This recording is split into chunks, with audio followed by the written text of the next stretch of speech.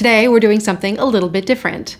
Instead of ancient history jewelry stories, this is going to be Melissa's personal jewelry collection stories. Aside from being a jewelry history nerd and a goldsmith, I'm also a collector of jewelry. Not all of it is fine jewelry. I have a deep love for vintage costume jewelry, especially older celluloid. And not all of it is antique. I have quite a few vintage and some modern pieces as well. I've gotten a lot of questions about the pieces that I've worn in my videos, and people asking if I have any favorite pieces in my personal collection. So I thought I would start talking about some of the pieces that I have in my own personal jewelry box. I debated what piece I should start with. It is a small piece of jewelry, but it's something that I treasure not only because of its age, but because of how I found it. Today we're going to be talking about a Georgian-era cameo ring in my collection. I've had this piece for over 10 years. I bought it when I was pretty broke in my 20s and was nowhere near a point where I could afford to buy antique jewelry, let alone good antique jewelry.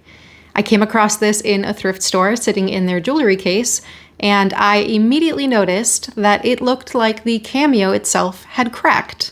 If you've seen quote-unquote fake cameos, you know that they are usually made out of something like resin or plastic, and they do not crack this way. I was very intrigued and asked to see the ring. They pulled it out of the case for me, and it was priced at the princely sum of $16.95. I don't think I have made a purchase that fast in my life. I bought the ring, got it home, and eventually, after some research, determined that it was a late 18th or early 19th century ring, probably 18 or 20 karat, with a hardstone cameo. The man in the cameo is a little beat up. The tip of his nose is missing, but you can still tell that he has a laurel wreath around his head. This was a clue that it probably represented an ancient Roman emperor. After doing even more research, I'm fairly certain that this is a cameo portrait of Augustus Caesar, also known as Octavian. The cameo is carved out of what is known as hardstone or sardonyx, which is a stone that has natural bands of color and has been used for carving cameos for thousands of years.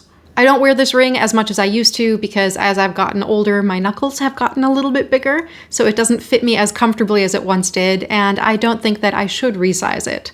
But it's definitely one of the best deals I have ever encountered, and it was the first piece of quote-unquote good jewelry in my antique jewelry collection.